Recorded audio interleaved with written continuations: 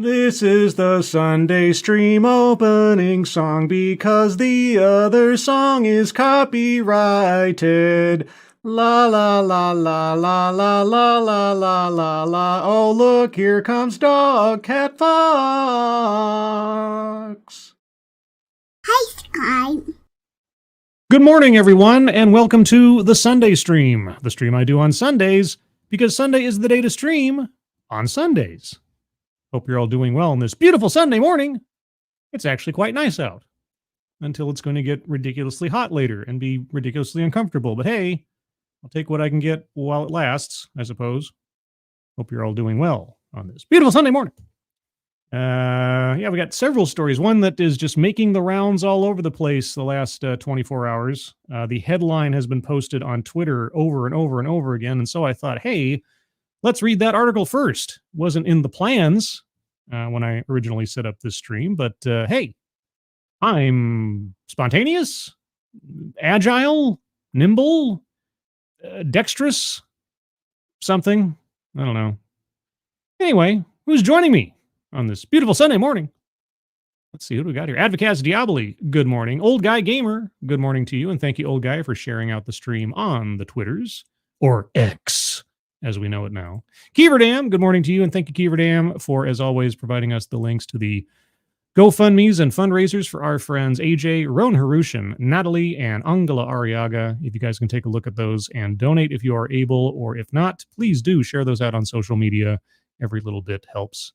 And thank you, Keeverdam, for giving those out. As always, who else is here? Shiogorath, good morning.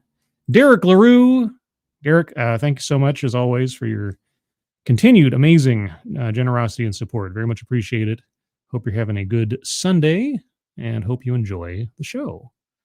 Who else here? Mike Savage, Blarg, and Shiro Amata. Good morning to you. Noah Sentio, good morning. John Trioxin, good morning. Some Nyam Nyam Nation, good morning. Listening very carefully. Are you doing your Elmer Fudd impression, or am I doing an Elmer Fudd? I'm not quite sure which. Josh Hammond, good morning. Shadowclaw, good morning to you. Tall Person, good morning. Shady Grin, do you mind? I was drinking some Baja Blast and then all of a sudden scribbles. It's like Suddenly Seymour, or Suddenly Last Summer, or Desperately Seeking Susan or something. I don't know. Sure, here I am. Rock me like a hurricane. Robert Pincus, good morning. Resolute Germ, good morning. It's Burgid. Good morning. Mike R., good morning to you. Ercole Di Stefano, good morning. Tier Alexander, good morning to you. And I think that's everyone I saw. If I missed you, if you're lurking, if you're in the future, good morning to you. Good morning to you. But yes, a surprise entry into today's stream. The Constitution is sacred. Is it also dangerous? Yeah, like I say, screenshots of this headline have been going around the Xers for the last 12 some odd hours. And so I thought, let's read the thing. Because all I've seen so far is just the headline, and I don't know what the actual article says. It doesn't bode well by the headline, but let's find out for ourselves. The Constitution is sacred. Is it also dangerous? This comes from the New York Times, August 31st. The subheading is, one of the biggest threats to America's politics may be the country's founding document. Is this okay? So I haven't read this yet. I'm looking up at the above my computer screen to make sure I'm not cheating or anything. Is this going to be about either the Electoral College or the Supreme Court decision on presidential immunity? Those are the two things I can think of off the top of my head, or Roe v. Wade or something. I guess those are my top three guesses. 1, 2, or third, or a combination. Let's find out. The United States Constitution is in trouble. Okay. After Donald Trump lost the 2020 election, he called for the termination of all rules, regulations, and articles, even those found in the Constitution, unquote. Okay. Now, this is just me talking, and I'm being completely sincere. I can believe he said those words, but here's the thing about quoting Donald Trump in the mainstream press. Oftentimes, he is taken out of context, which always just bowls me over when it does happen. Like when he said, there's going to be a bloodbath, etc. You know, there's plenty of things that Donald Trump has said or done that you could legitimately criticize him for and make some hay on it, politically or otherwise. taking him out of context is a waste of time and just turns him into a demonstrable victim of your chicanery. Now, I don't know the context of that quote. Is our author going to tell us? Let's find out. Outraged critics denounced him for threatening a document that is supposed to be sacrosanct. Well, you can threaten a document that's... Here's the thing. The president can't change the Constitution. The president can't terminate all rules, regulations, and articles, even those found in the Constitution, regardless of what context he was talking about. You know why? Because of the Constitution. I don't know if you're aware of this. There's like these checks and balances and redundancies written into the document as to who has the legal right to do what and when and how. And the president can't do that. He can't snap his fingers. Now, the one exception that seems to constantly come up is the executive order, which just still drives me nuts. But thankfully, those two can be challenged by the other branches of government. So anyway, outraged critics denounced him for threatening a document that is supposed to be sacrosanct. By announcing his desire to throw off constitutional constraints in order to satisfy his personal ambitions, Trump was making his authoritarian inclinations abundantly clear. It's no surprise, then, that liberals charge Trump with being a menace to the Constitution. Well, fortunately, no one person can change the Constitution. But anyway, his presidency and the prospect of his reelection have also generated another, very different argument that Trump owes his political assent to the Constitution. Okay, just before I continue, every president owes their political assent to the Constitution. Okay. That Trump owes his political assent to the Constitution, making him a beneficiary of a document that is essentially anti-democratic and, in this day and age, increasingly dysfunctional. A document that is essentially anti-democratic. Well, if you mean in the sense that it is trying to shy away from an actual democracy because we are a constitutional republic or a representative republic, depending on how you look at it, then yes. And in this day and age, increasingly dysfunctional. Okay, evidence, please. After all, Trump became president in 2016 after losing the popular vote, but winning the Electoral College. Electoral College! Well, that's one. So Electoral College. We got Electoral College, we got the immunity deal, and we got Roe v. Wade. Right? So Electoral College is on the board.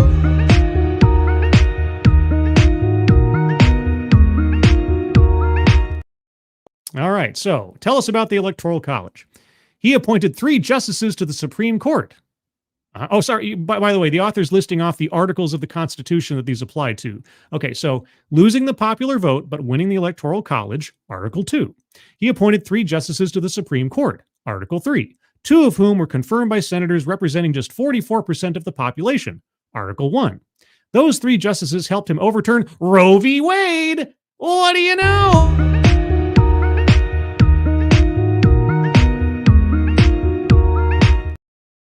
I'm 2 for 3 so far. 2 for 3. A reversal with which most Americans disagreed.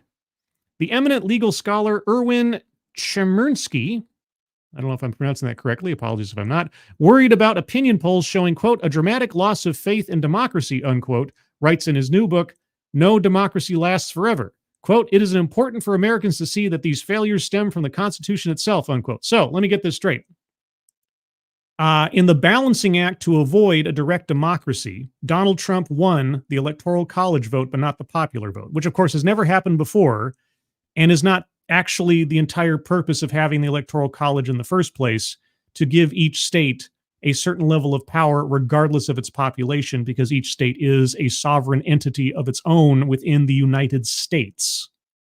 Okay, he appointed 3 justices to the Supreme Court, as most presidents have at one time or another over the course of time. It's just that the stars aligned because, certain justices decided to wait out in order to protect the country and thus put themselves into an even more elderly status than if they had retired earlier under a president they happened to like.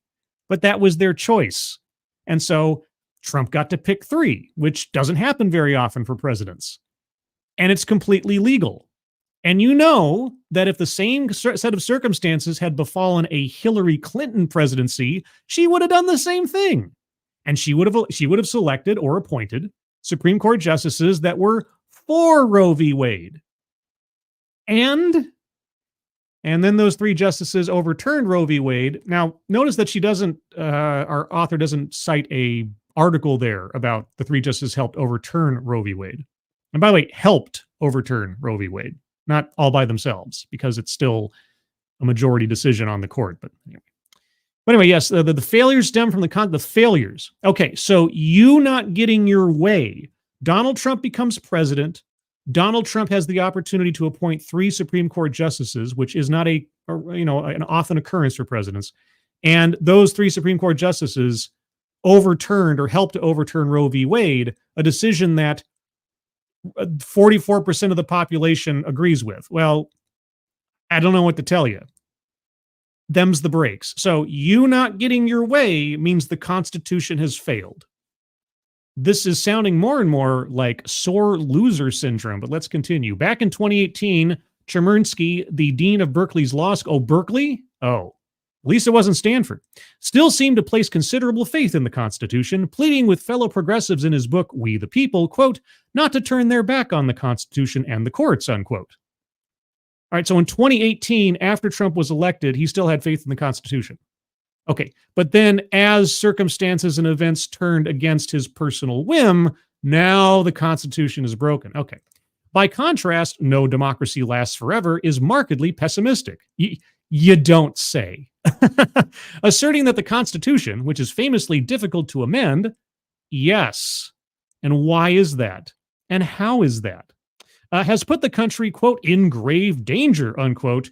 Chemerinsky lays out what would need to happen for a new constitutional convention. And in the book's more somber moments, he entertains the possibility of secession. But a lot of people in Texas and California have been entertaining the possibility of secession for a long time. And yet here we are. Anyway, West Coast states might form a nation called Pacifica. I guess they might. Red states might form their own country. He hopes that any divorce, if it comes, will be peaceful. Yeah, but he's hoping for a divorce. He's hoping for the dissolution of our nation. He's not being pessimistic. He's being hopeful because he's lost faith in the Constitution because Donald Trump. Okay, did our author base her entire editorial here on this one guy's Looney Tunes? Okay. The prospect of secession sounds extreme. Sounds extreme? Gee, I don't know. Let's think for a second. Can we think of any other instance in our country's history where the prospect of secession led to any extremities? You're right. It does sound extreme. But in suggesting that the Constitution could hasten the end of American democracy, Chemerinsky is far from alone. Oh, no. Birds of a crackpot feather tend to flock together. The argument that what ails the country's politics isn't simply the president or Congress or the Supreme Court, the 3 equal branches of government or anything, but the founding document that presides over all 3 has been gaining traction, especially among liberals. Are they actually liberals anymore, though? I mean, I guess they're extreme liberals, left-wing liberals, but anyway, books and op-eds critiquing, like yours, the Constitution have proliferated. Yeah, it's strange, isn't it? Almost like a concerted effort or something to try to undermine and kind of try to weaken by rhetoric that we're all doomed. And the only way forward is forward. Scholars are arguing that the Constitution has incentivized what Stephen Levitsky and Daniel Ziblatt call a, quote, tyranny of the minority, unquote. A tyranny of the minority, you say? Oh, who represents the minority in this case? Is it those states of the Union that just happen to have a lower population than California or New York? The anguish is, in some sense, a flip side of veneration. The flip side of, well, yes, if you're saying the Constitution is inherently poisonous, that would be the flip side of veneration. But Americans have long assumed that the Constitution could save us. A growing chorus now wonders whether we need to be saved from it. Okay, and how would you suggest people go about this? By what process would you suggest we rid ourselves of the Constitution? Just curious. Born of compromise and contradiction. Yeah, almost like humans, almost like the Constitution recognizes the inherent fallibility of people, which is why it has so many safeguards and mechanisms for change or mechanisms for caution. I don't know. In 1787, when 55 delegates convened in Philadelphia to revise the Articles of Confederation, they ended up embarking on a project that was much bigger in scope. As Americans are taught in history class, the delegates drafted a new document establishing a national government consisting of three branches: legislative, judiciary, and executive, each functioning as a check on the others. The delegates were all white, and they were all men, but they nevertheless diverged on what they deemed to be an intractable issue: slavery. Why would they diverge? They're all white and they're all men at that time. If there's a divergence, that can't be, because all white people and all white men think the same, right? Oh. Though several states had already passed abolition statutes, nearly half the delegates were slaveholders. The Constitution was thus born of compromise, with the enslavers getting the better end of the deal. Yeah. Well, I guess, you talked about worrying about the tyranny of the minority. So, what does a tyrant hate most? Compromise, right? Or the chance for compromise, the mechanisms for compromise. Okay, and what happened to slavery over time? Because of the mechanisms for compromise that existed in the Constitution from the time of its founding until, say, I don't know, its abolition after the Civil War. Are you going to talk about how the Constitution, our political system, and everything else led to the end of slavery as well? I don't know. Let's find out. With the enslavers getting the better end of the deal. To determine representation in the House and the Electoral College, the 3/5 compromise allowed slave states to count 3 out of every 5 people held in bondage, none of whom, needless to say, could vote. Right. That did happen. Now, how is that legislation and that legal precedent doing today? Oh, that's right. And how did it go away? By what means is all of that defunct? Are we going to get there? I don't know. And the Fugitive Slave Clause stipulated that even when enslaved people escaped to free states, they would never be free. And obviously, we all live under those same rules today. Such compromises meant that those who shared overlapping politics could still draw wildly different conclusions from the Constitution. Yeah, it's amazing. It's amazing how we can still have debate and still have room to maneuver one to another in a civil fashion in this country. You know who hates that? Tyrants. The abolitionist William Garrison considered the compromises so damning as to make the Constitution, quote, a covenant with death, unquote, and, quote, an agreement with hell, unquote. Well, here's the thing. William Garrison, like so many people, including our author here, have a very, very short-sighted view of things. Things not being the way you want them to be now, even if they are demonstrably bad, objectively bad, they can change, but that change is methodical and it is slow and it is deliberative. And why is that? Because the founders understood that knee-jerk reactions and making changes on the fly to an instantaneous event or a temporary feeling is not a wise way to govern. So, yes, slavery has always been bad. But slavery eventually became illegal. Yeah, it's the eventually part that is very frustrating.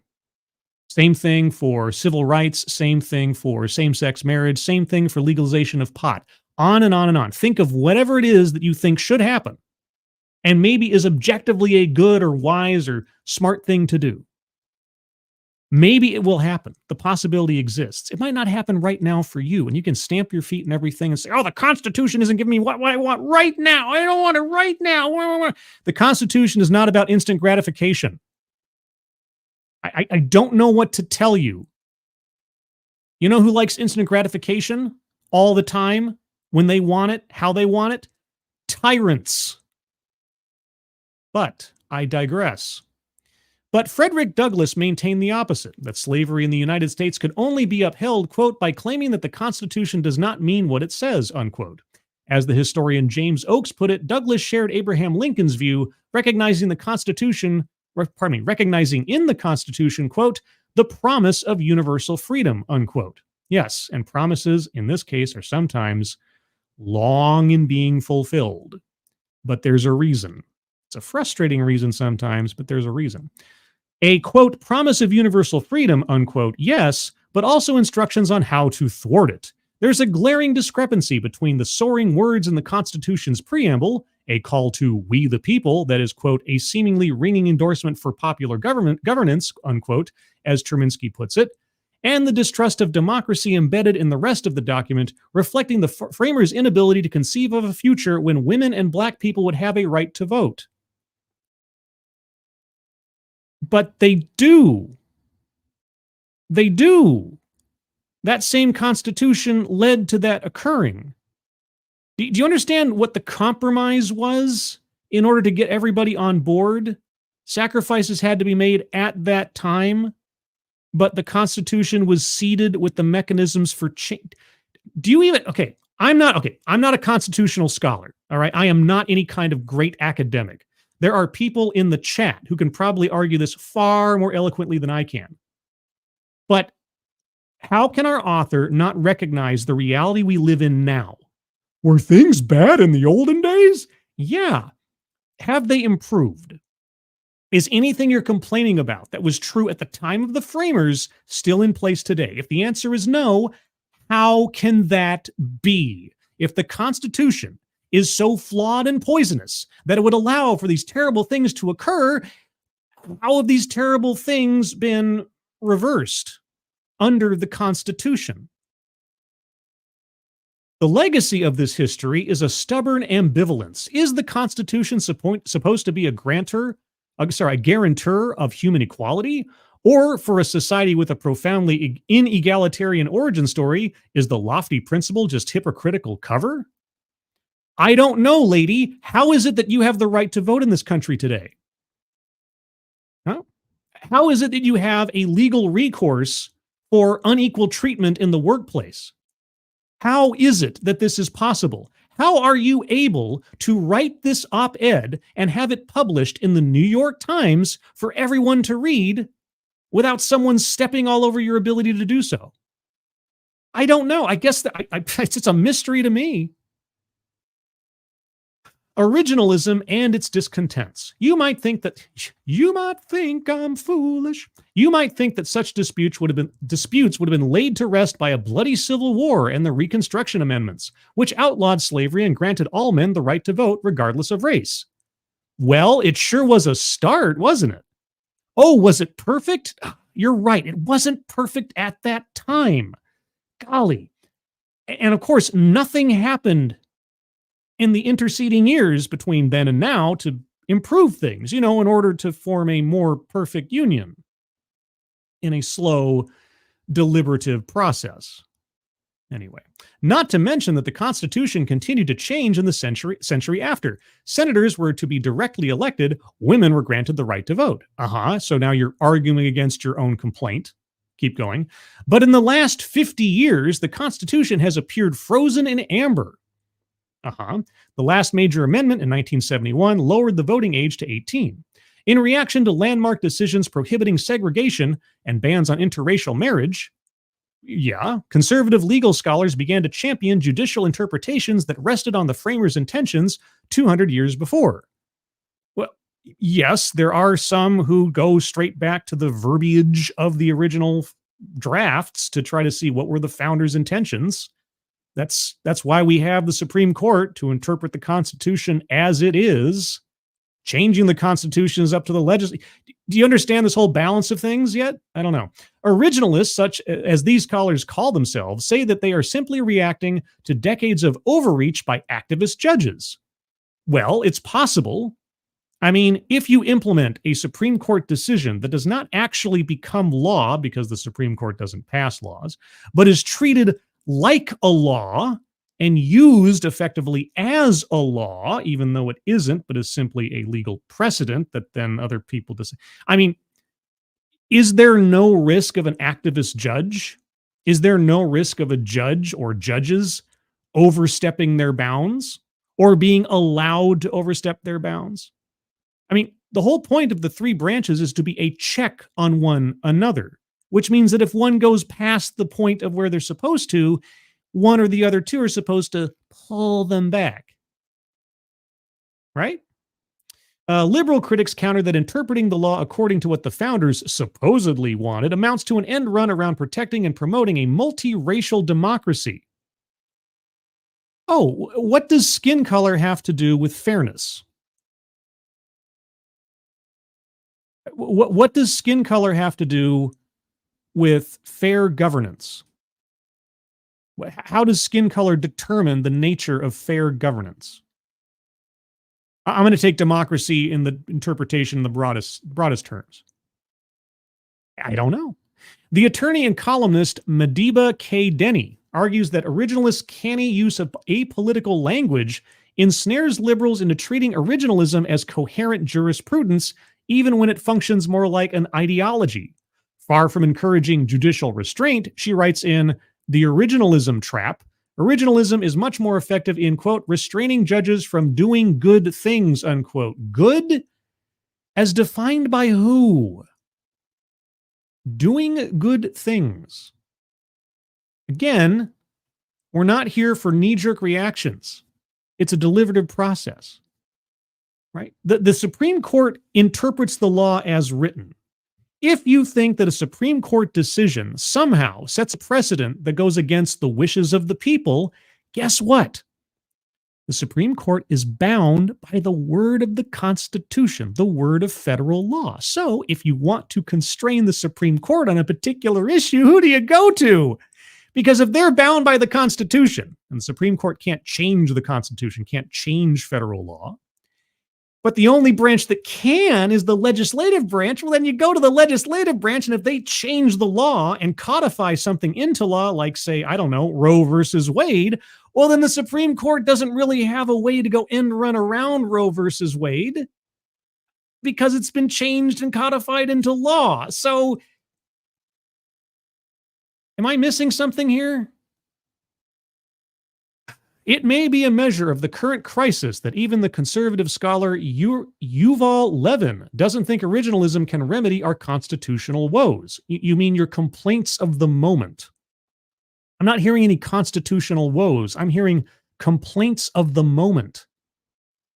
Originalism is by definition preoccupied with what judges do when the more urgent problem lies with a legislature that is, as he puts it in American Covenant, underactive, unquote. Members of Congress behave, quote, like performers or mere seekers of celebrity, unquote, neglecting to do the hard work of wielding the legislative power entrusted in them by the Constitution. Well, I'll agree. Our politicians are treated not as politicians should be. Politicians should be temporary residents of overseeing and governing the people's business. They should not be lifelong interred individuals who just sit there and lord over everybody like they are celebrities. They're treated like rock stars on stages and stuff. No, these are just people. They are not gods. They have not somehow risen above the mountain of everybody else simply on the basis of a vote.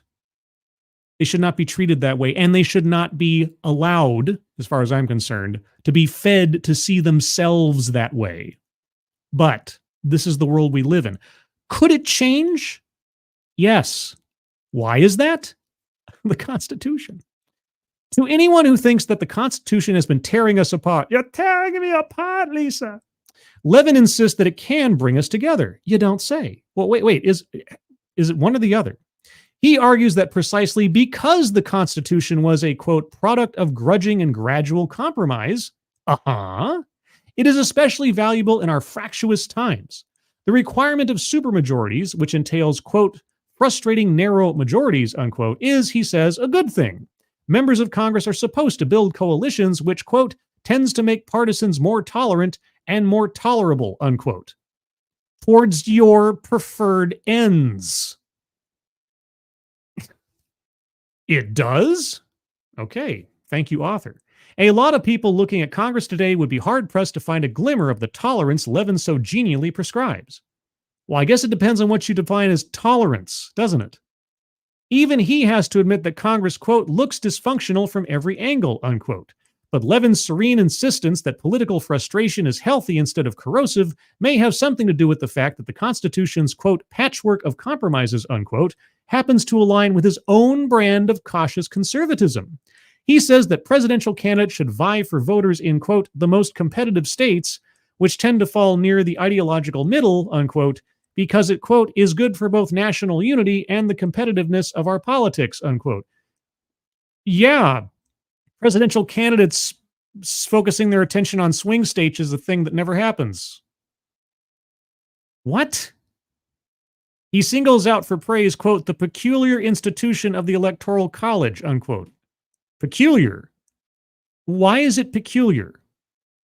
Given the dangers of a direct democracy in this country, and given the fractious nature of the country, as you've already stated, why would you think the Electoral College is peculiar or criticize its presence?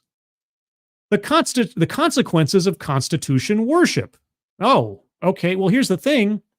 The Constitution is not a religious document. It can be changed. Unlike the Word of God and so many old books, the Constitution can be changed, as you've already said. It doesn't happen very often, especially not now.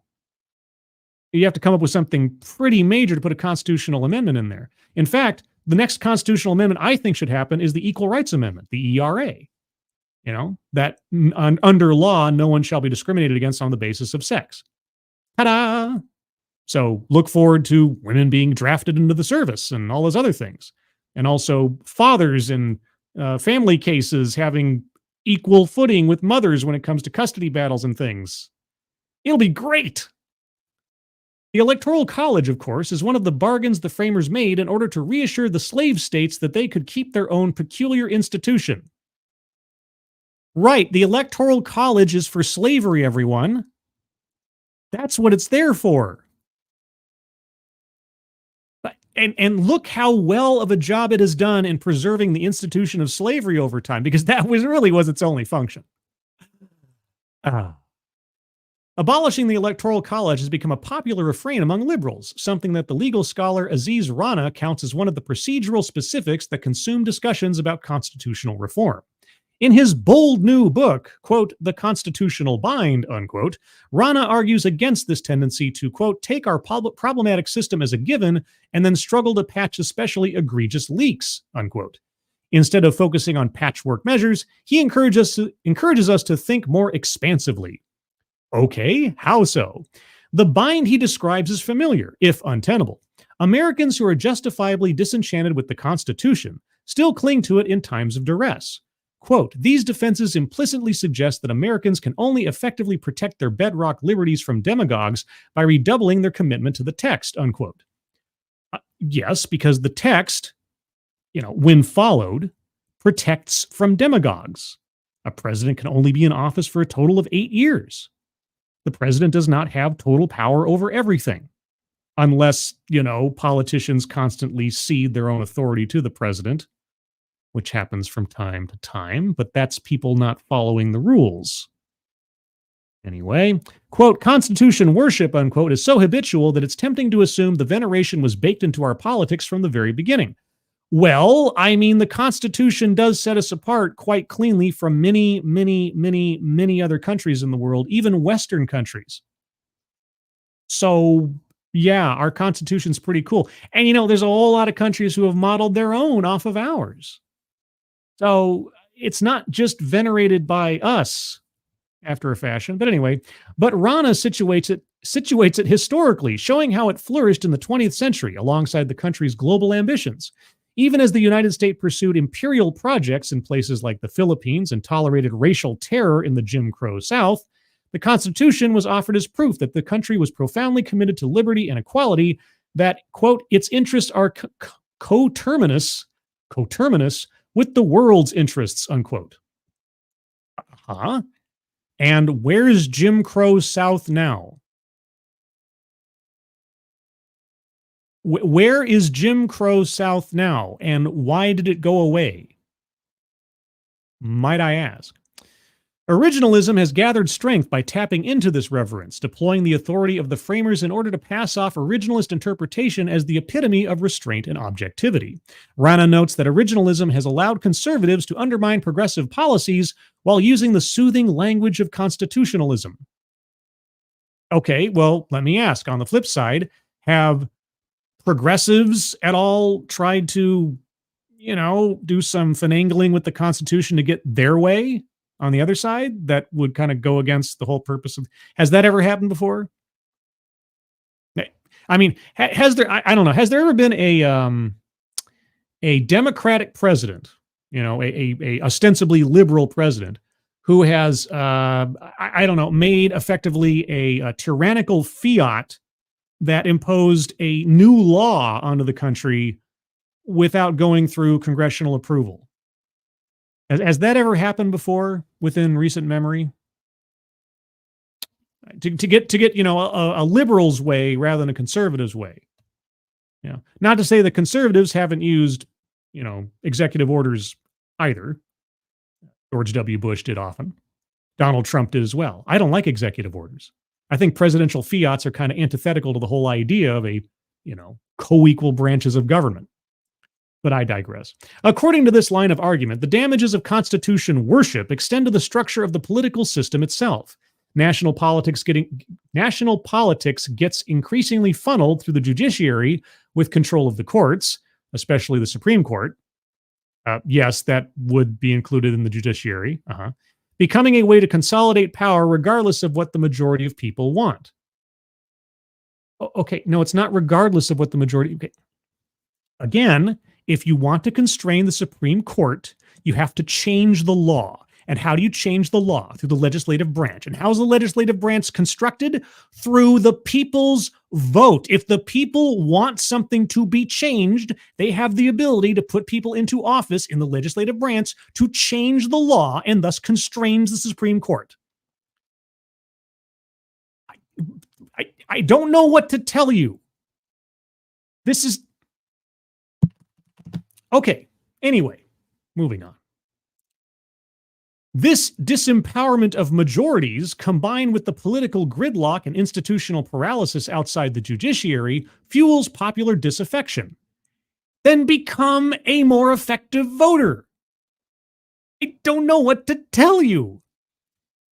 Stop voting for phonies. The document that's supposed to be a bulwark against authoritarianism can end up fostering the widespread cynicism that helps authoritarianism grow.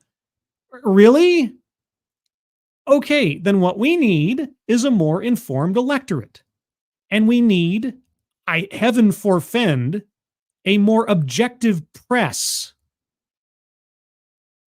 And who is our author a member of in this calculus? Oh yeah, the press. Rana says that the urge to seek salvation in the Constitution has stunted not only our political behavior, but also our understanding of what's possible. Americans tend to overlook the possibilities of mass democratic politics precisely for this reason. We succumb to the conventional wisdom of Constitution worship, thinking that political progress is a matter of adhering ever more perfectly to the essence of the document, when the building of majorities is invariably a more complicated process. Yeah, it does take work and dedication to make things change, doesn't it? It does. How do you think the Civil Rights Act got passed? How much work and effort did it take to change federal law for the better? All the hoops to jump through, all the people to convince. It's not easy. It's not a light switch. People have to want something, and they have to be willing to fight for it, and they have to be willing to actually elect people to office that are going to follow through. And if they don't follow through, then you find somebody else. You want to know why there's so much, gridlock and stagnation in our politics? Because we have people who are called career politicians. There's no more title deserving of criticism, as far as I'm concerned, than career politician. Get a real job.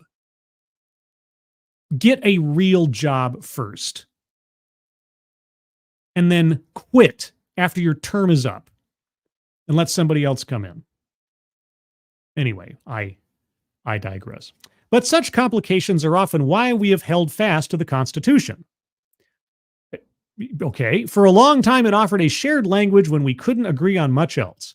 The historian Linda Colley, who has written critically about the connection between constitutions across the world and imperial expansion, nevertheless concludes that such, quote, frail paper creations of fallible human beings, unquote, can inscribe expectations that governments are at least supposed to live up to, providing something of value, even when violated. Yeah, the Constitution recognizes the frailty of humans. That's why there's no one centralized power. That's why the executive is not the end-all be-all, or the legislative, or the judiciary. That's why there's checks and balances all over the place. That's why our laws are effectively confessions to human failing as we develop as a society. Frail paper creation. Well, I don't know. I mean, there's been some frail paper creations that have lasted thousands of years that are still looked to for inspiration and wisdom. Socrates much? Quote, in a deeply uncertain, shifting, unequal, and violent world, unquote, and that could apply to any point in human history. Colley writes in The Gun, the Ship, and the Pen, such documents, quote, may be the best we can hope for, unquote. Such documents are all we have. What would you suggest otherwise? Americans aren't alone in treating a constitution as a source of inspiration and protection. You don't say. Colley cites Olga Misik, a young pro-democracy activist in Moscow, who in 2019 stood in the street surrounded by, quote, formidable men in body armor, unquote, and read aloud passages from the Russian Constitution. The police officers, quote, recognized the text from where she was reading, and they did not move in and attack, unquote. Okay, so the Constitution is a total threat and poison to our entire society. But by the way, it's also the best we can do as fallible humans to try to create a better government over time. Okay. Colley published her book in early 2021. Later that year, Misik was sentenced to 2 years of home confinement. Her example is a stark illustration of the undeniable power of a constitution. You were talking about our constitution. Now constitutions are good, but our constitution is bad. What? Alongside the undeniable power of undemocratic forces determined to have the last word. Yeah, and what is the best salve for undemocratic forces? More democratic processes to undermine them, which is what the Constitution does. I don't know if you understand this. What was this article? I mean, I guess the out is there's a question mark at the end of the title, right? The Constitution is sacred. Is it also dangerous? Well, it depends on who you are. I guess it's dangerous to someone who would try to claim total power over this country. You know, I guess it's dangerous for someone who would try to brand themselves as something other than a limited human being. But anyway, what a weird article. So there you go. That is the article, the title of which at least is making its rounds on X. Take a minute here to look at anything you guys wanted to say over the course of things. Killer Turnus, good morning. Love people talking about how trashy we are for not being tolerant. It's some of the most intolerant behavior I've ever seen. Tolerance. Yeah. You have to build up it takes time. You know, it takes time because otherwise anything you're doing is just, again, Constitution protects, generally speaking, against knee-jerk reactions. Unless you're passing the DREAM Act or something. Or sorry, not the DREAM Act. Sorry, DACA. There is no DREAM. The DREAM Act hasn't actually, sorry, DACA. Because we haven't actually had a legislative, process to up or down vote the DREAM Act. No, a DACA was just put into place. Right? Executive orders, I tell you, yuck. Yucky poo-poo. Blue-eyed scream, scribe, that takes too long. I want it now. I want it now. Yeah, no, that's not how you treat a tantrum. Like giving somebody what they want. Sort of some kind of like emotional terrorism or something. Anal in, a threat to our democracy is when leftoid don't get their way. I read a lot of this in here. It's like, I didn't get my way, therefore the Constitution is broken. If Hillary Clinton had won by the Electoral College, but not by the popular vote, the Electoral College would have been great. We need to keep the Electoral College, and on and on and on. If the Supreme Court had decided to reaffirm Roe v. Wade, the Supreme Court's perfect, actually, just the way it is. Yeah. Unfortunately, you don't always get your way. If you want it to change, you're going to have to fight for it. That's it. Complaining about it, fine. Perfectly fine. Trying to change people's minds, perfectly fine. Elsewise, you're going to have to get people to vote people into office that want to do the things you want them to do, and then hold them to account when they don't. That's the other part that people seem to forget. If you want to see change, you have to hold the people you elect to account to make that change. And if they don't, or if they can't, if they are incapable, then you find somebody else. You don't just keep re-electing the same people to office over and over and over again and expecting a different result. Do we all know what the definition of that is for, or what that defines? Anyway, that was just one article, and I'm almost an hour into this show. Holy cats. Let's move on to the next one. Let's move on to what I actually originally planned to do for my first article. But I got waylaid. I got waylaid by constitutional conundrums. Yes, let's go into the wonderful world of diversity, equity, and inclusion. Yes, I know. The hits just keep on coming. Week after week, I have a new story on this stuff to talk about. Alabama anti-DEI law shuts Black Student Union office, Queer Resource Center at flagship university. Oh no! You mean my skin color and who I like to sleep with are less relevant now in the grand scheme of things? Oh no! Tuscaloosa, Alabama. There was one major deciding factor in Syria Gilliam's decision about where to go to college.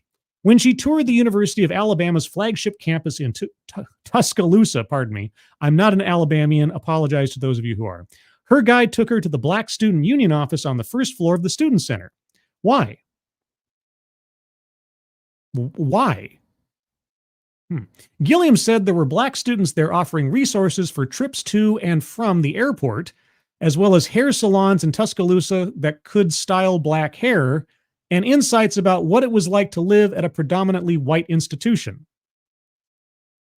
Sounds discriminatory and cloistered.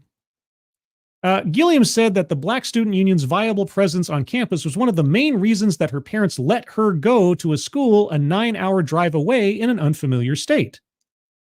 Oh, because you feel safe amongst other people on the basis of your skin color, but unsafe around people who aren't your skin color. Okay. Last week, however, at the outset of her senior year, the Black Student Union announced that the group would no longer have a designated place on campus in compliance with recent statewide legislation that prohibits public universities and state agencies from allocating resources to diversity, equity, and inclusion programs, often referred to as DEI. Oh, do you mean to tell me that institutions that accept federal funding cannot discriminate in activities or resources on the basis of race? At least as one example. God, I feel like there's a federal, what is that? Was it Title VI? Title VI of the Civil Rights Act of 1964? Yeah, how did you get away with it this long? It wasn't affirmative action, was it? Quote, "It feels terrible, like there is no place to go," unquote, Gilliam said. Well, I guess you'll just have to find some place where all the people look just like you so you can feel comfortable. Quote, "They ripped all the signage and things down and there is nothing left," unquote. Under the bill signed by Governor Kay Ivey in March, DEI is defined as classes, training, programs, and events where attendance is based on a person's race, sex, gender identity, ethnicity, national origin, or sexual orientation. It's almost as if, and I just have to say this is kind of redundant. If you just enforced Title VI in the first place, we wouldn't be at this point. But anyway, moving on. Similar initiatives from both Republican legislatures and university school boards have taken aim at DEI on college campuses across the country. As they should, again, see Title VI. A decades-old Black student organization at the University of Missouri was forced to strip some long-standing traditions of explicit references to race. See Title 6. The University of Florida in Gainesville axed its diversity and inclusion offices, letting 13 staff members go and removing appointments to the diversity office for 15 faculty members. Wow. 13 staff and 15 faculty who are gaining a paycheck over nothing. Also, see Title 6. Faculty at the University of North Carolina's flagship school have expressed apprehension about what recent changes to diversity policy means for curriculum and future students. Well, here's what it means. Read Title 6. At the University of Alabama in Tuscaloosa, a queer resource center called Safe Zone was also shuttered. Safe Zone had a full-time staff position along with a number of paid positions held by students, said Alex House, the Associate Director of Communications at the University of Alabama. Well, sounds like the school's about to save a whole bunch of money on meaningless paychecks. Safe Zone used university funding to provide educational services. I think that should be in quotation marks, and counseling to queer students and acted as a liaison between students and the administration. Okay, there are already liaisons between the students and the administration. Anyway, Safe Zone's full-time staff position was vacant when the office was shut down, and paid student employees were given opportunities to work elsewhere, House said. As what? Doing what? I mean, maybe in the library or something. Queer Student Association President Bryce Shuttlecote, I don't know how to say that last name, 21, said that as much as she would like to replace the services that were previously offered by Safe Zone, she feels very limited as the uncompensated head of a student organization. I was the head of a student organization. I wasn't given a paycheck. I was president of the bondage club. You know how great that would have been to get paid to be president of the bondage club? I could put on my work resume, president of the bondage club, under my employment history. You got a paycheck for running a student organization? Well, you're the luckiest person on the planet. Good gravy. Quote, I'm a senior student who is trying to get my degree and pay my rent and make my money, unquote. Well, heck, you might actually have to go get a real job. I did work on the campus in addition to running a student organization to make a little extra money. And it was actual labor. You know what I did? I went down to the Student Resource Center and I read textbooks onto cassette tape. I know this is olden days, cassette tape for visually impaired and blind students. So they could listen to their textbooks and still follow along with the class. I spent hours reading an entire textbook on the Hmong culture and their conflicts with their belief systems versus Western medicine. I just ended up being the guy that read the entire book. I mean, most people come in each day and there'd be a card that said, read these 2 chapters and you could pick, and it was mix and match and all kind of thing. I just came in and every day, those chapters for that book just happened to be there. And I was like, okay, I ended up reading the whole textbook out loud. Now, I don't know if you've ever done that before. I'd never done it before. But reading an entire textbook out loud for a class I wasn't taking, I learned a whole lot about a subject I would have never had any interest in or care about. It was something else. And I got paid like $3 an hour or something to do it. It was basically just extra snack money. But anyway, I'm diverging here. I'm just that is the scenic route of me saying the world's smallest violin is playing for our author here, our speaker. I'm a senior student who is trying to get my degree and pay my rent and make my money, Shuttlecote said. Quote, I care very much about QSA, but I just don't have the time or ability to focus every single thing in my day on QSA, unquote. Oh no. Oh no, you have to practice time management? Oh gosh. Both the Queer Student Association and the Black Student Union are still free to reserve meeting rooms on campus that are available to all student groups because you're no longer special. But neither group will receive any designated resources from the school. Right. Because, say it with me, see Title 6. Quote, the university will continue to provide resources and support to every member of our campus community, unquote, House said in an emailed statement. In July, 3 University of Alabama system campuses shuttered diversity, equity, and inclusion offices and opened new offices that did not have specific mandates including diversity. They might not just try to be rebranding without saying it, are they? They'll be found out eventually. Quote, my administration has and will continue to value Alabama's rich diversity. However, I refuse to allow a few bad actors on college campuses, or wherever else for that matter, to go under the acronym of DEI, using taxpayer funds to push their liberal political movement counter to what the majority of Alabamians believe, unquote. Or, as stated, what has already been set down in Title VI. Rowan Aldridge only came out as queer in her junior year at the University of Alabama, and the safe zone was one of the main ways that she made friends on campus. Okay, well, then start a student group. You're still able to do that.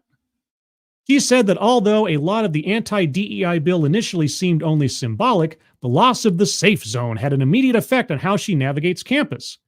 Oh, you might have to, I don't know, take responsibility for your own safe zone or something. Quote, you don't realize how assuring a space like that is until it's gone, Aldridge said. Well, then start your own student group. I mean, I was able to start a BDSM club on campus, okay? When I went up to the group of students and the Associated Student Presidency and all that stuff to ask to be certified as a student organization, you would not, well, actually probably what you would probably believe the number of looks I got when some schmuck who looks like Joe Schmo stood up in the audience, in the little auditorium. And this is after the East Asian Studies Club and the Beer Brewers Society Club had already stood up and asked for authorization to become a student club. And everybody on the stage and the student council said yes, unanimous yes, unanimous yes. And then I stand up looking like some nerd that just walked out of a D&D session saying like, hi, I'd like to start the BDSM discussion group. And I got, of the 10 people on stage, everybody else got unanimous yeses just across the board. Of everybody on the stage, I got 7 yays, what was it, 2 nays, and 1 abstention. Right? Or abstention, sorry. And, but I still passed. I think I was the only one that didn't get a complete across the board authorization. And let me tell you, this was not a conservative school or something. All right. This was not some kind of tramp down religious college. So even then, moving on, let's see. You don't realize how assuring a space like that is until it's gone, and it doesn't make me feel optimistic about the direction this school is going in if they're willing to make decisions like this. Yeah, decisions to not treat people special, either for who they like to sleep with or what color their skin is in the first place, but also in adhering to Title VI. Both the Queer Student Association and the Black Student Union have been forced to scramble for other funding for programming, especially as the groups try to help freshmen get oriented according to their respective presidents. Yeah, oriented in more ways than one.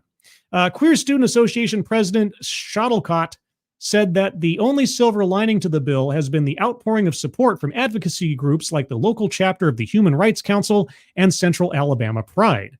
At least 8 outside groups have agreed to sponsor the annual Shantae UA Party, okay, an event that celebrates the school's queer students, according to an Instagram post made by the Queer Student Association. Well, great. If you got outside funding for your activities, that's perfectly in line with Title VI. The president of the Central Alabama Pride, Josh Coleman, said that the decision sponsor, not the decision to sponsor. Okay. The decision to sponsor the school's Queer Student Association was a, quote, no-brainer. Truer words were never spoken. Central Alabama Pride, quote, has stood in the gaps for a long time before such departments were included on college campuses, unquote, Coleman said. I don't know, maybe you should take a cue from this decision that we should start seeing sexual orientation as an effective irrelevancy, where it doesn't matter, or it's not a point of division or decision on a person's character or worth, that this particular combination of demographics deserve their own special events and special funding and all that. And I don't know. Maybe that's just me. Tuscaloosa, let me try that again. Tuscaloosa NAACP chapter president Lisa Young said that there is a long legacy of Black student unions offering essential services for Black students on campus. Well, tough luck. What would our NAACP chapter president think about a white student union, right? Or a Hispanic student union? Probably would be fine with the latter, right? Now, why is that, do you think? And again, I'm just guessing. She said the local NAACP chapter will help connect the Black Student Union to local resources for fundraising in the absence of support from the school. Perfectly fine. Because, I'll say it again, Title VI. In Tuscaloosa and across Alabama, organizations like BSU play a critical role in continuing the legacy of the civil rights movement, unquote, Young said. Well, isn't that an ironic statement? I can't tell if it's just my exuberance in trying to get through this and my excitement one way or the other over the text, or it's the braces causing me to be all 3 months, just 3 months, and then I'm supposedly done. I swear. Knock wood, cross fingers. Sorry, Formica. Only 11% of the student body at the University of Alabama is Black. Okay. Black people make up over 25% of the population statewide, according to the 2020 U.S. Census. Okay, and so out of that 25% of the population, what percentage is college age? Would it be 11% by any chance? Or close there too? Because 25% of the population includes babies and old people. I don't know if you know that. The University of Alabama was integrated in 1963 over objections from then Governor George Wallace. This is the kind of thing that might make deceptive statistics the new square on the bingo card for TED Excellence. Because if you think about it, it almost doesn't seem like it's a wrong thing to say, or this doesn't actually cite something that's like a problem. It's almost like it's completely in line with logic. But anyway, the president of the Black Student Union, Jordan Stokes, said that many members of the Black Alumni Association have reached out to offer financial and organizational support after the school revoked all funding and resources. Well, good, fine. Outside private support for your private enterprises and groups is perfectly fine. And the school cutting off such resources and funding is also, well, fine, but also required because Title VI. At the University of Alabama's annual Get On Board Fair, colorful tables lined the quad, music played, and a wide array of clubs appealed to meandering freshmen with sign-up sheets. I did that. I did that during Parents' Day. That was Parents' Day. That's when everybody shows up and all the students and incoming students can see what clubs and organizations they can join. Oh man, you have no idea. Just because of scheduling or fate or whatever else, the BDSM club table was situated between Key Club and the Student Housing Authority. So if you wanted to know where your kid was going to be staying on campus, or if you wanted them to go to the Honors Society kind of deal, you had to go through us.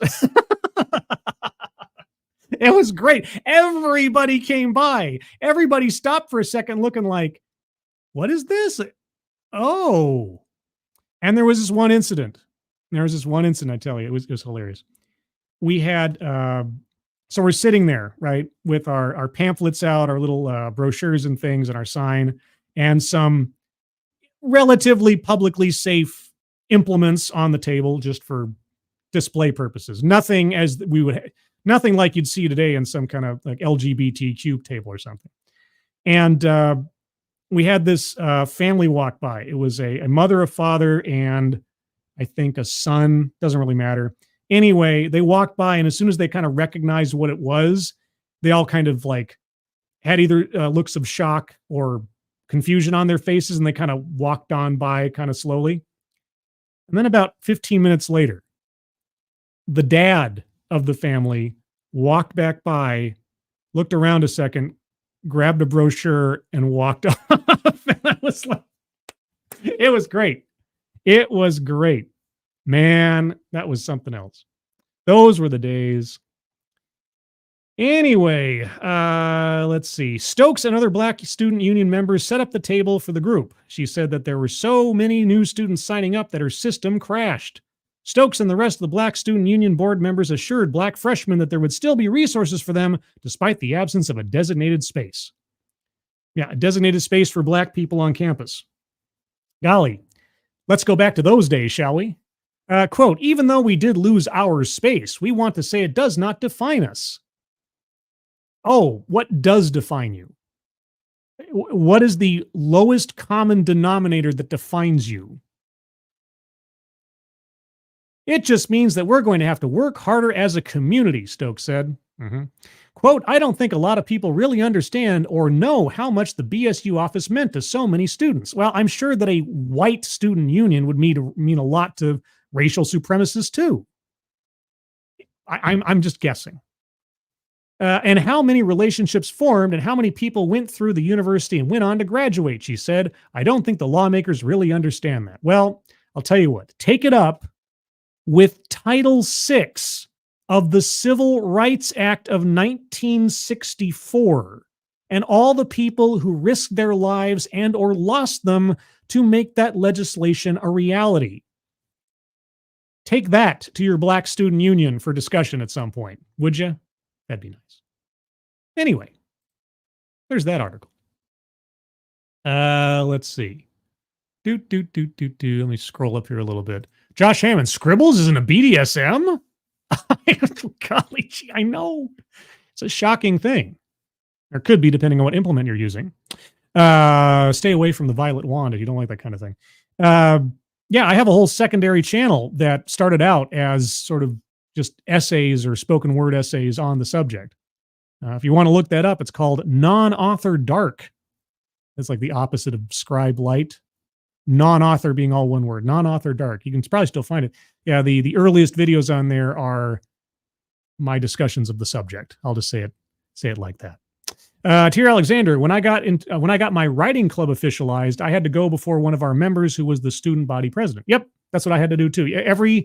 Everybody vying to have their student organization authorized had to go to this, like the school auditorium, and on the stage were all the members of the associated student body. And then you stood up, you made your pitch, you said, hi, my name is, my club is this, we're going to do this, our purpose is this. You give your mission statement, you have it all written out, and then they vote. And throughout that entire thing, I was like second to last on the schedule for standing up or being called upon. And everybody else got unanimous 10 votes. I was the only one that had a split decision. So I thought that was kind of cool. Excuse me. Let's see. What else do we have here? Zed the Snarky just means that 7 out of 10 board members on that university were freaky deaky. Well, either freaky deaky or they didn't see the harm in it after I explained it. And I had to get a little specific because I talked about it in very technical terms. I said, bondage, domination, submission, masochism. Some people use different words for different letters, but either way. And I did a very sort of academic explanation of what it was. And I saw some confused looks on their faces. And I said, well, basically it's a club for the whips and chains crowd. That's a direct quote. And that got them all like, huh? Some of them already understood, but anyway. Let's see. I guess their main concern was one of the people of all the, usually most of the other clubs didn't have any questions come their way or nothing really major, but they waited to see if there was any questions. And like somebody said, so you're going to do this on campus? And I was like, well, the discussion of the subject and ways in which to behave healthily, yes, that's what's going to happen on campus. I had to very clarify, this is not going to be like an on-campus romp. Let's say. It was an interesting time. What can I tell you? The Chinese curse. Thank you, Keeverdam. Appreciate it. At least you didn't need an expander before getting your braces. I had one and it sucked. Well, you could call 2.5 years of Invisalign as effectively a gradual expander. Yeah, it was similar. I mean, and it wasn't fun having those chunks of plastic in your mouth 22 hours a day, having the constant pain of gradual adjustment of all of your teeth at one time, etc. Yeah, it was cumbersome, it was inconvenient, it was painful, but I'm looking at it as an investment for the long term, and I'm just trying to get it all right so I don't have to do this again. But yes, I feel your pain literally and figuratively. Yeah, getting your teeth fixed up is no fun. I tell you what, take care of your teeth. Even if they're not perfectly aligned, take care of your teeth. And if you can, get them straightened out. You'll be better off in the long run. It's an old sort of lesson in life, but it's absolutely true. Let's see. Advocates Diabli. Interesting how they switch between national population percentage and state when the need arises. No, not state. Campus. Campus population was 11%. State was 25%. Yeah. That's the difference. Let's see. And Advocates again. The percentage of Alabama's black population below 20 is 35%. Above 30 is 40%. So 11 is pretty close, probably. Like I say, more likely than not, given the way that they framed it, it sounds like there's some great disparity. Wow, shouldn't the campus population reflect the population of the nation or population of the state? No, it should only reflect the college age population of the state. They don't say that, so it's very sneaky. Very sneaky. And Shadowclaw, speaking about the first article, they proved the saying true of not learning about history, such as Iran and their constitution. Yeah. Iran had a constitution, and then everything fell apart. And now it's great, right? Yeah. All right, we're going to do, what time we got here? Boy, oh boy. Yeah, we can probably get the next couple in. All right, let's go to the next article. It's also a DEI article. I wanted to pair these couple up because I thought this was interesting. Similar to Harley Davidson, at least in spirit, we'll find out the particulars here in a moment. Now Ford is walking back its DEI policies, joining growing list of U.S. companies. But why would they do that? DEI is a natural good. It's an automatic win, right? Ford Motor Company is backing away from some of its diversity, equity, and inclusion initiatives, becoming the latest American firm to pump the brakes on quote-unquote woke policies this year and joining the likes of John Deere, Lowe's, and Tractor Supply. Also, at least ostensibly, Harley Davidson, as we talked about last week. Anti-woke activist and filmmaker Robbie Starbuck, who has been leading a campaign exposing major corporations' woke policies, reported on X on Wednesday that he was in the middle of an investigation of Ford when the company sent him documentation indicating that it had made some changes. Well, good. I wish all of the companies I've looked at and tried to highlight with their demonstrably questionable on a legal basis DEI policies would as well start rolling back. But here's the thing. Here's the thing that Ford still has to be worried about. It's called the statute of limitations, right?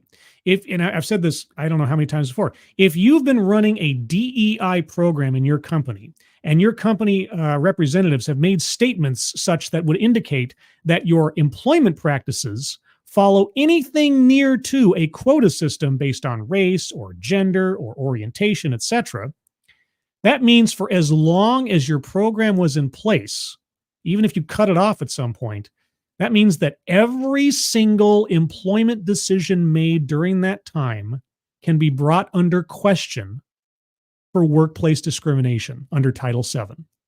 And if you're a company that accepts federal contract money, also Title VI. So, just saying, it's good if you stop. That does not cure you of what will ill you in the future if somebody decides to file a class action lawsuit. Because here's the danger. If you start rolling back your DEI policies, if you start effectively admitting this was a bad idea, that means you were conducting a bad idea on people's civil rights all those years. That's no small feat, as it were. Starbucks posted a letter from Ford CEO Jim Farley to employees where the chief executive stated that, quote, the external and legal environment related to political and social issues continues to evolve. No, Jim Farley. The external legal environment related to political and social issues has not evolved. It's just that Puxatawny Phil has finally started seeing his shadow. Title VII's been around since 1964. Okay? I don't know if you know that. People are just finally being held to account in the most mild manner so far to what already existed as a legal restriction against this kind of behavior. But okay, soften it however you like. And thus, in the past year, the company has, quote, taken a fresh look at our policies and practices. Yeah, I bet something about the Supreme Court decision on affirmative action kind of kicked that into gear. I just have a feeling. In the letter, Farley laid out a series of bullet points telling the Ford workforce that the company does not utilize quotas in hiring. Does not utilize quotas. I'm going to have to look up before it's scrubbed from the internet, if there is. I have to look up and see if there was ever a Ford DEI presentation where they talked about their goals for DEI. And if they ever quoted any percentages. I don't know if they have. I don't know that I've ever done a video regarding Ford. But I'm going to look. And if I find anything, there might be a stream tomorrow or the next day.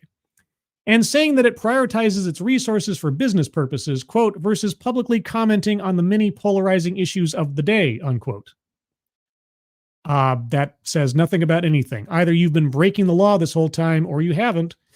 Farley says that the company has evolved its employee resource groups, ERGs. Tell me about veterans, noting that all its ERGs are open to all employees.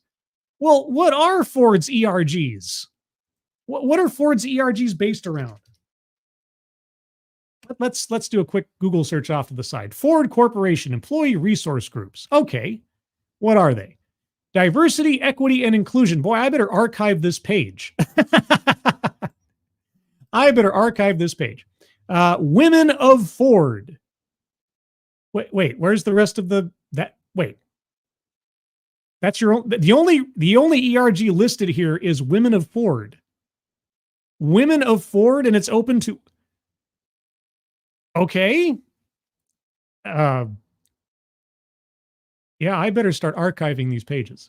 I have a feeling they're going to be disappearing pretty quick. Farley also informed employees that Ford has made the decision earlier in the year to no longer participate in the Human Rights Campaign Corporate Equality Index.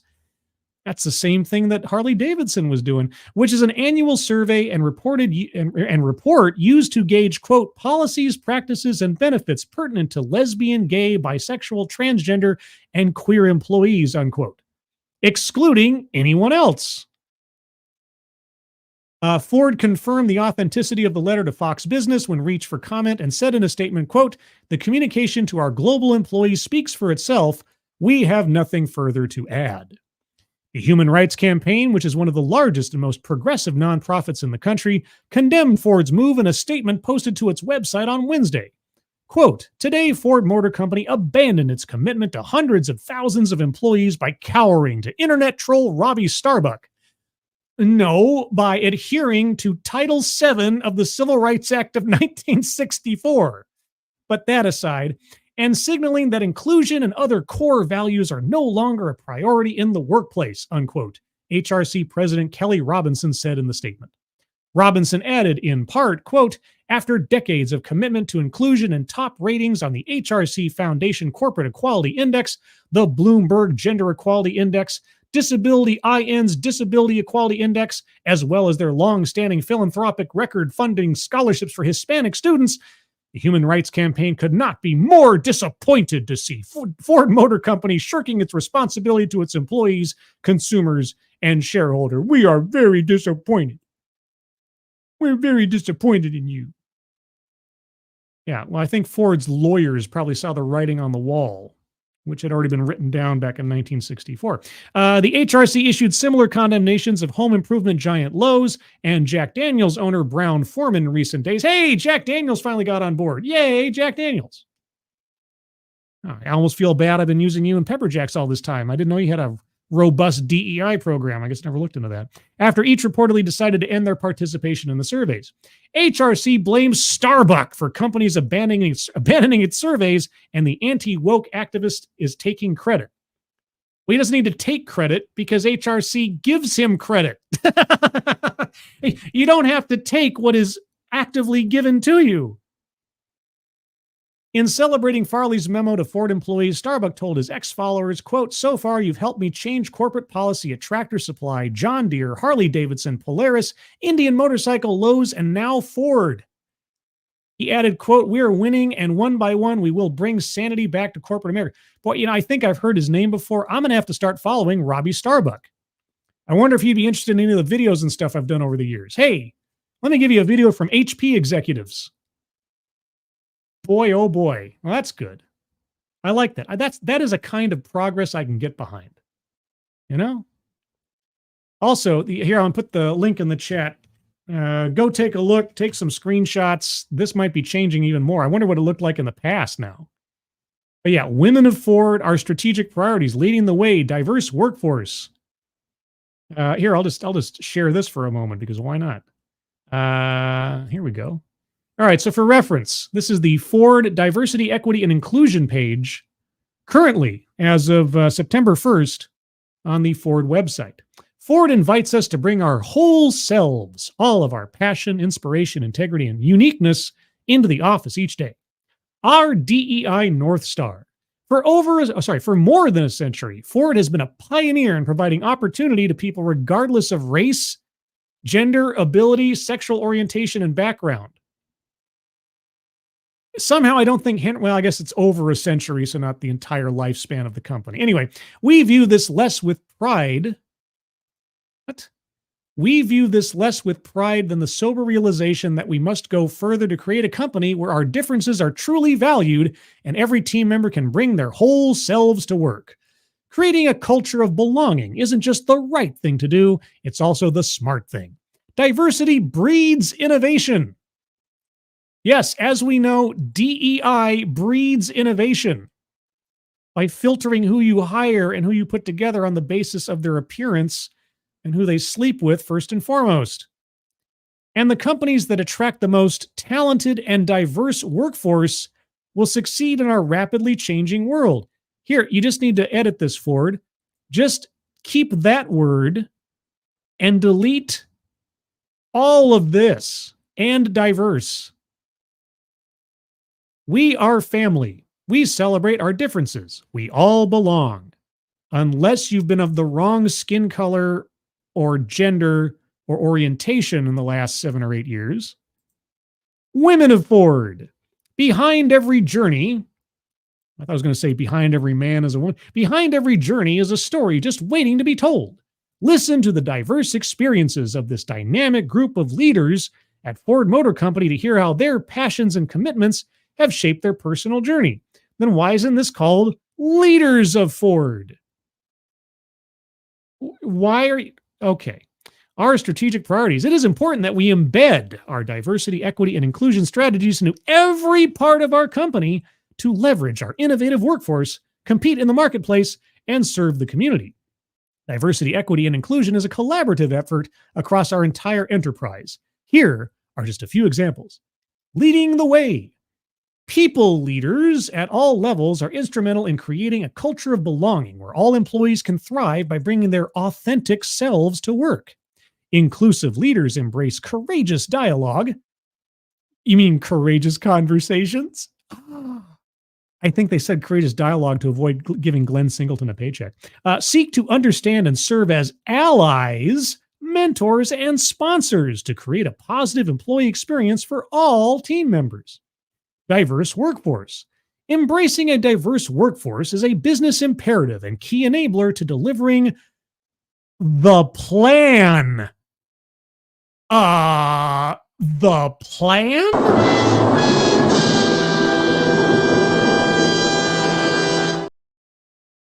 Doesn't that sound a little sinister?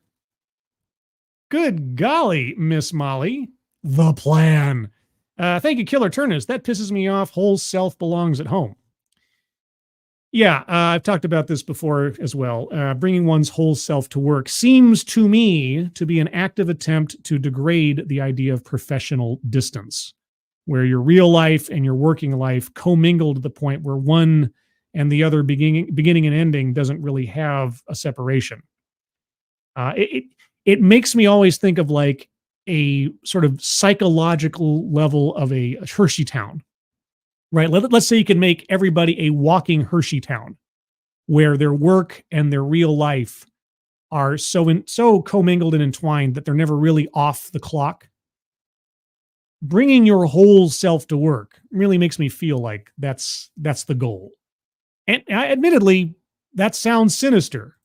That sounds like a sinister idea, but so does the plan.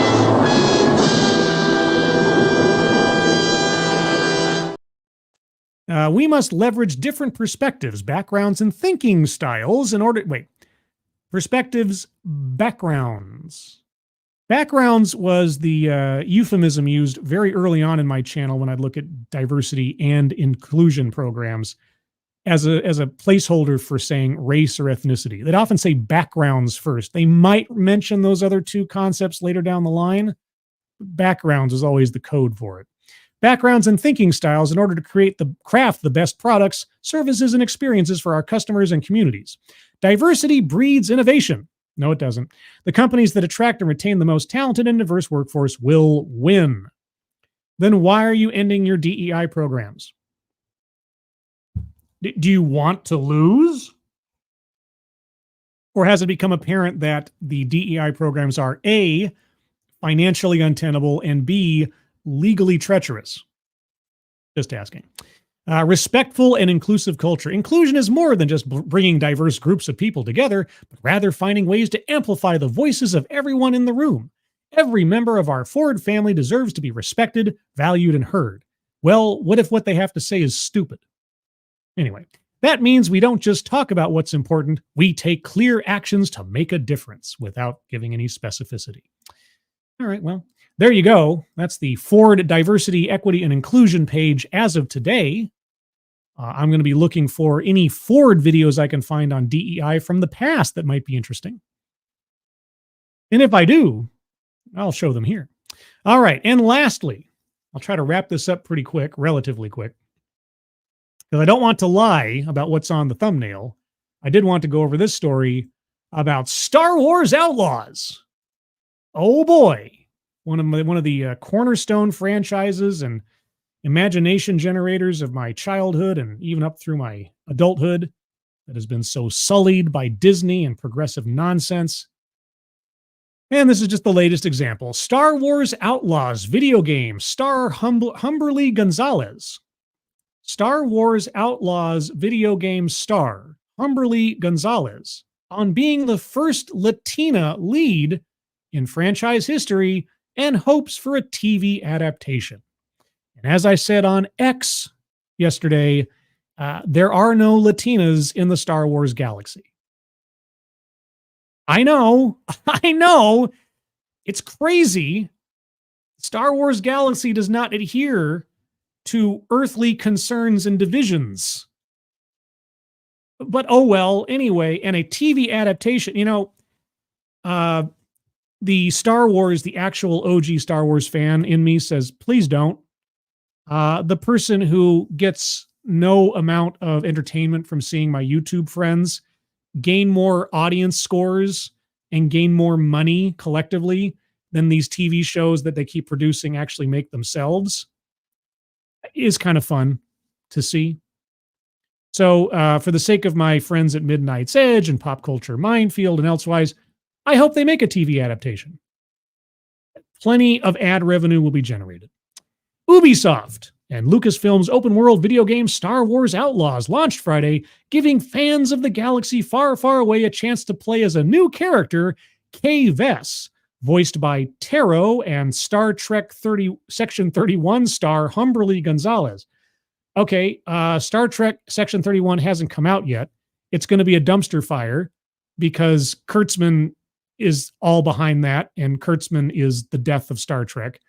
And Tarot, I think I remember that was a horror movie, right?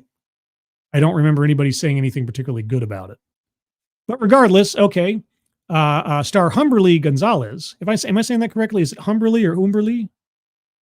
I don't know. In a story set in between the events of the original film's trilogy, The Empire Strikes Back and Return of the Jedi. Yeah, because who wants to spend any time in the sequel trilogy if they can help it? Even though I'm sure that they seeded in some sequel trilogy nonsense into this. Also, it's like $70+ or something to play. Early access people had to pay $110. And then there was a day one patch that was necessary to actually fix the game because the entire game was broken. And anybody who was playing the game before that patch, they had their entire save file reset. So anybody who had played hours through the game literally had all of their progress deleted in order to fix the game that they paid $110 for to get early access to the game. They paid $110. So they paid $40 above regular retail to act as a beta test. They paid to be the beta test. Just think about that one for a minute. This new lead isn't a Jedi or Sith, a rebel or an Imperial sympathizer. She's a scoundrel trying to survive the crime-ridden Star Wars universe with little to no knowledge of the crime syndicates that rule and no one but a little sidekick companion named Nix to help her out. You know, this just makes me lament the loss of Star Wars 1313. The project that was in process before Disney took over and axed it, before Kathleen Kennedy said no. Go back and find all the little preview videos and sort of demonstration cinematics for Star Wars 1313. Anyway, quote, "It's such a fun timeline, and I know this from the creative team, Nikki Foy, the lead scriptwriter, and Naveed Kavari, who is our narrative director. When this opportunity came to them and they found out the timeline that they were going to be playing in was in the original trilogy between The Empire Strikes Back and Return of the Jedi, I think everybody was in shock," Gonzalez told Variety. Yeah, especially since still to this day, Disney Lucasfilm is doing very little to extend out or play up the sequel trilogy. Strange, isn't it? Quote, "And they always say we got out of there before they changed their mind because this is a dream timeline. It is a time where the crime syndicates are thriving. The underbelly of Star Wars is rampant." Okay, the crime syndicates were always thriving because crime is persistent always. The crime syndicates were a big thing in the prequel trilogy. They were a big thing in the Old Republic. Anyway, pardon me. The underbelly of Star Wars is rampant. So insert this new scoundrel story where she's a young girl that isn't a Jedi. She's not a Sith.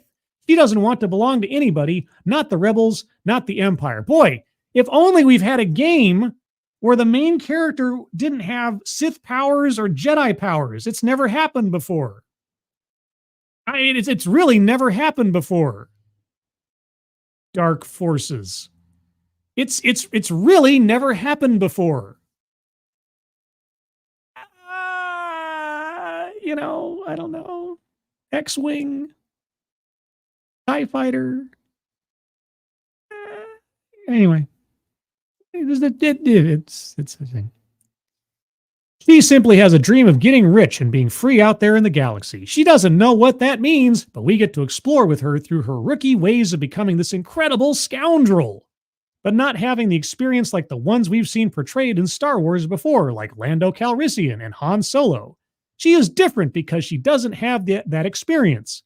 So getting to explore the underworld with someone who doesn't know the dangers of it is very exciting," unquote. Yeah, it could be. It could be, except I've heard from at least 4 different video game reviewers who I have relatively good respect for, oftentimes have differing opinions on different things one to another, and they've all said the story in this game is middling at best. It is the biggest heist trope ever. There are mechanics in the game that are interesting. The influence and faction mechanics are apparently very good or very entertaining. But outside of that, the story itself is kind of meh. Gonzalez, who not only lent her voice to Kay Vess, but also did the full body motion capture for the video game character. I assume she did do that. Are you going to talk about how they altered her face at all? I mean, take a look at the differences between the actor who portrayed Cal Kestis in the Fallen Order games and this actress and her video game representation. You can see a major difference between the two. Why is that? Are they going to mention that? She says she influenced the way her character was ultimately portrayed through her own ideas about who Kay should be. Sure, you're the motion capture, so in some way, shape, or form. And you're also an actress who's also providing your voice and your body to the roles, so of course you would. Quote, I know that when she was first crafted, they were making her a bit more cynical, a bit more snappy and sassy. But me coming in meant I wanted to bring more vulnerability to her, the cracks in the shield, the flaws that she had to have composure through, and that, to me, that make her so complex, so layered, unquote, Gonzalez said. Quote, because if she's a rookie, how does that show up in the world, and what is she learning? And so we got to experience this timeline in Star Wars that everybody knows so well, but through fresh eyes. A new point of view. What happens when Kay Vess is meeting face-to-face with Jabba the Hutt? Probably the same thing that happened with every other character that meet face-to-face with Jabba the Hutt for the first time. They acted all defiant or cocky or something, because that's what you do with Jabba the Hutt. Even if you don't feel it, you got to, try to stand your ground, right? What happens when Kay Vess is meeting face-to-face with Jabba the Hutt, who we know runs one of the baddest crime syndicates out there? Well, as compared to Black Sun, maybe not one of the baddest. Jabba got killed, remember? He let Han live after dumping his spice supply. Jabba actually got trounced a whole ton of times. But anyway, we don't want to talk about it. She has no idea who he is. Wait. She's a scoundrel operating on the fringes of the underworld in the Star Wars galaxy, and she has no idea who Jabba the Hutt is. Okay, let me see here. During that timeline, I got to remember here real quick. Yeah, during that timeline, you got two major players that everybody should have the name of on their mind if they're even anywhere near the underworld. Jabba the Hutt and Prince Xizor. Now, I'm assuming Prince Xizor is still a character in the Star Wars universe, or did Disney get rid of him too? I don't know. I mean, I got to say, Black Sun and the Prince Xizor character was probably the best addition that the Shadows of the Empire project added to the Star Wars universe at the time. A little competition for and expanding the whole underworld a little bit. Anyway, Kay is also unique in the Star Wars universe in that the character is the first Latina lead in the history of the franchise. There are no Latinas in the Star Wars galaxy. The character is not the first Latina lead. The actress might be the first Latina portraying a lead character. There's a difference here. It's an important difference. Just want to underline that. What? Go away, ad.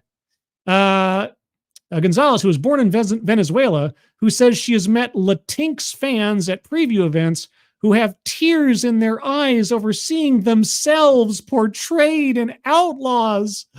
What a bunch of narcissists. Quote, I met this young girl who came dressed as Kay Vess. So dressed as Han Solo? Oh, she built everything herself. She created the classic bomber leather blue jacket that Kay Vess wears. She did it all on her own? Okay. Cosplayers are creative people. And track pants, the boots. She had her hair done and the makeup. She even had this backpack, and it was Nick's, Gonzalez said. I was in awe because it was a moment in real time of how important representation is, and especially having female protagonists in the gaming industry. There can be so much toxicity, a lot of misogyny, a lot of just trolls on the internet, that when women entered this space, there can be a lot of sexism, even though there is so much creativity and expertise when it comes to women in the field. Yes, yes. And the canon lead of Star Wars The Old Republic 2 was female. Basta Lashan was a popular character in Star Wars. Princess Leia has been a popular character in Star Wars. I don't know if you know these things. Excuse me.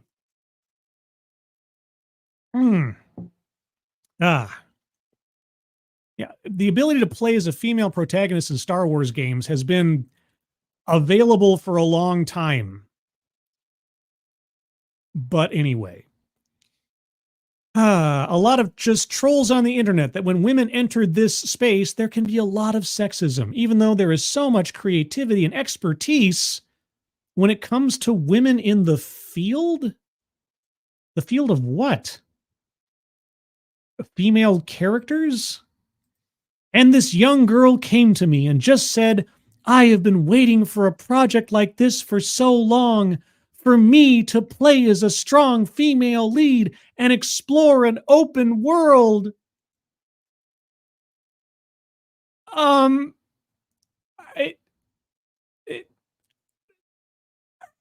No. What? You gotta be fucking kidding. Right? I'm pressing X for doubt. And she just wanted to thank me. We were both in tears because I said it means just as much for me, because I didn't grow up seeing myself represented on screen, and being a Latina and being the lead of one of the biggest franchises in our time means so much. That was a moment that made me realize the magnitude of what we're doing and what it means for me to enter this franchise. Me. I want to see me represented. Me, narcissistic me.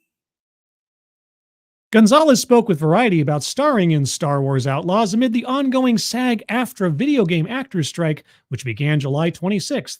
While the Ubisoft-developed Star Wars Outlaws is exempt from the work stoppage and not among the struck titles, Gonzalez addressed the central issue behind the strike for herself and other actors, which is increased protections surrounding artificial intelligence and how she believes her work as Kay Vess proves the importance of the issue.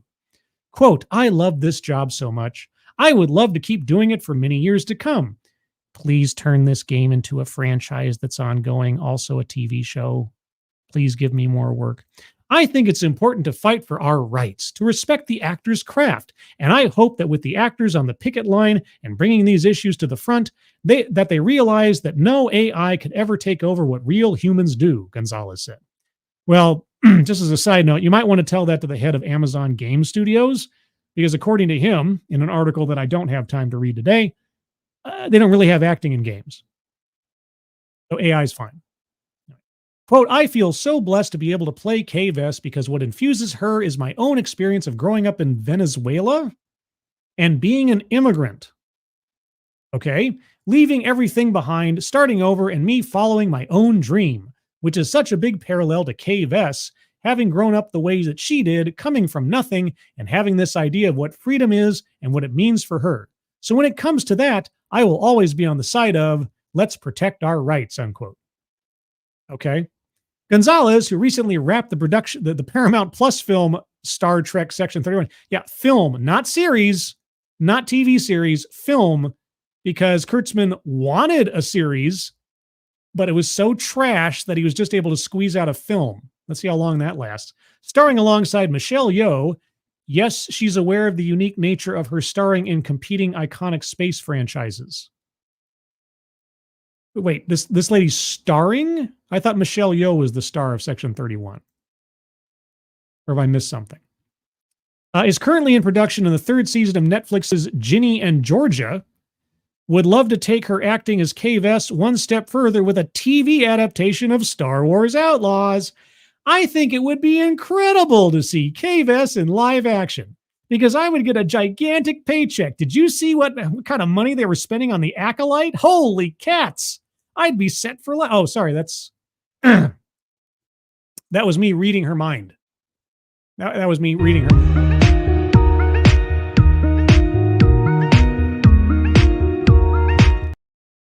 Which I really shouldn't do. But anyway, because one thing that we don't see in animation. Wait, what?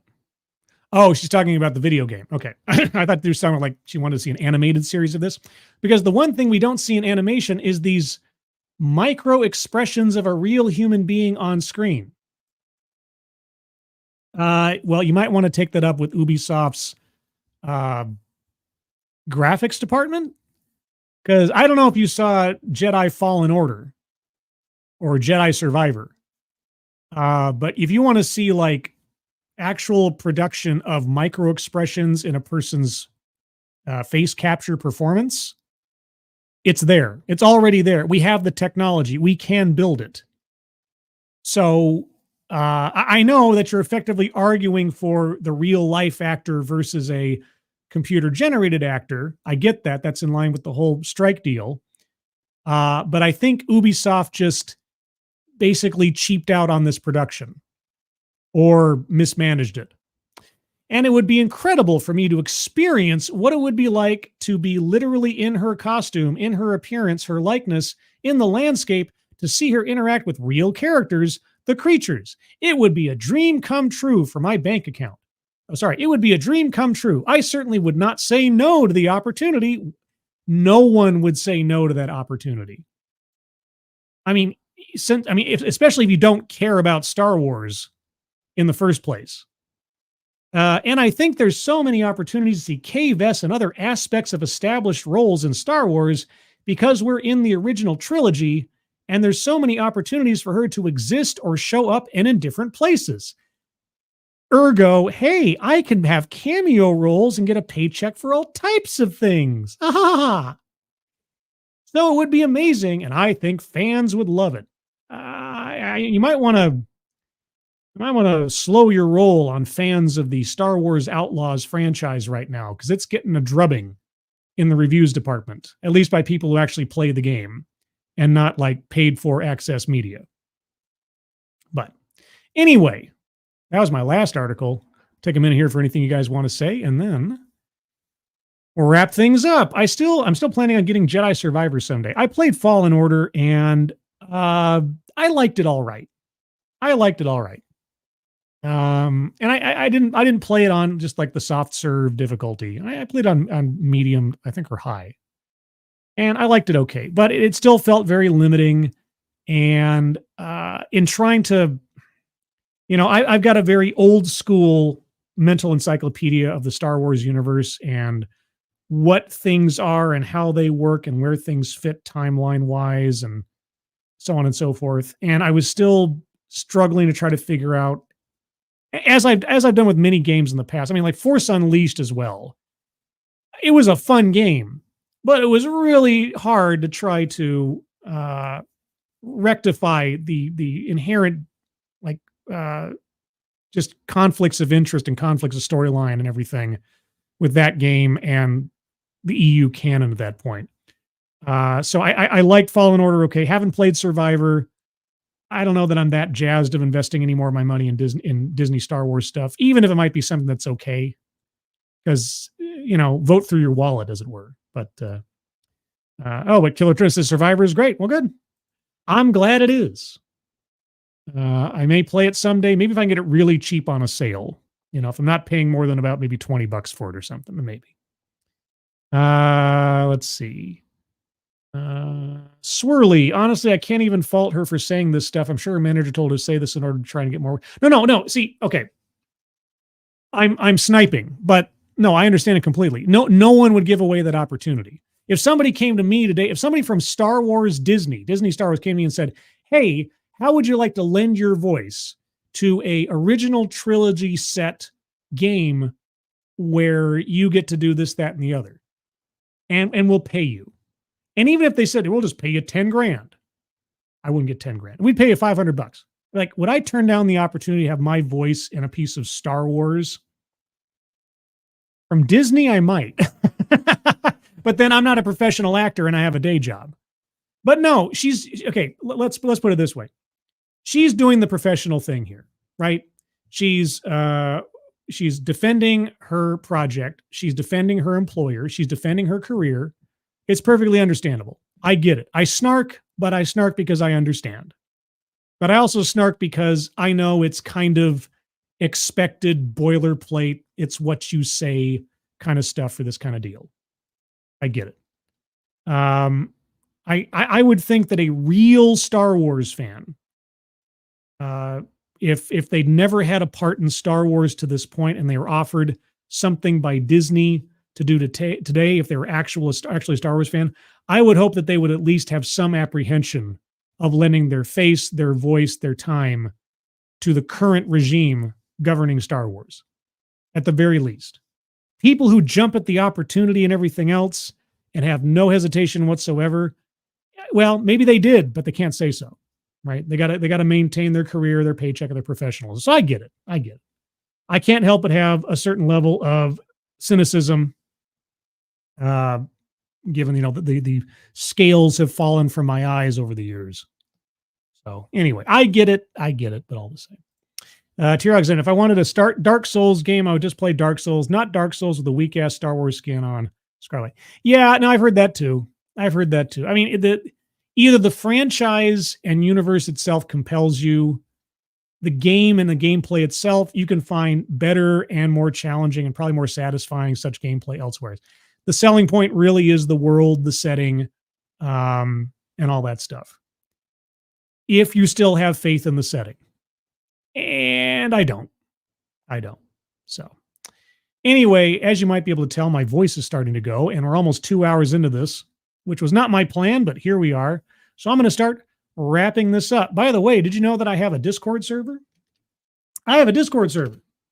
If you'd like to join my Discord server, or maybe you know somebody who would like to, Discord link is in the chat right now. If you click on that, you'll find yourself on the landing channel called Say Hello. And in addition to saying hello, you just have to say the secret word. The secret word will tell me that you actually watched the stream, are not a bot, and have earned the right, the privilege, the entitlement to join the Discord server. And today's secret word is Constitution. Just say, hello, Constitution, and I'll know that you watched the show.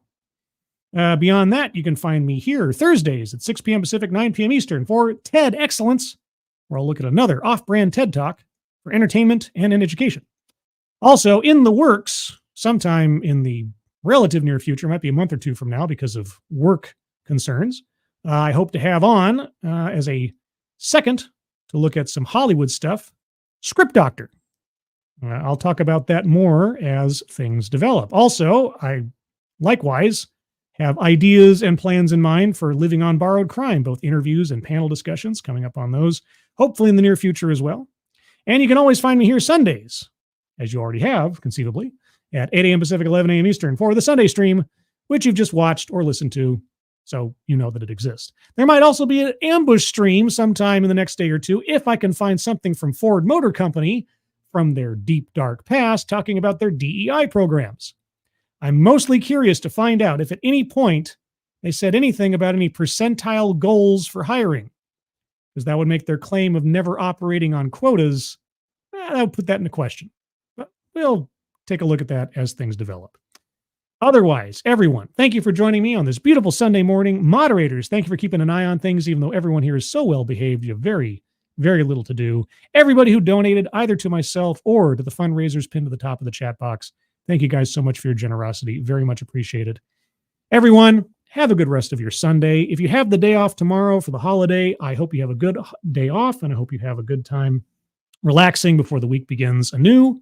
For those of you that don't have the day off tomorrow, I hope your day tomorrow at work is quiet and easy and without too much stress. Elsewise, everyone, I hope you're all safe and well. If you're not well, please get well soon, and I'll see you on the next one. Take care. Bye-bye.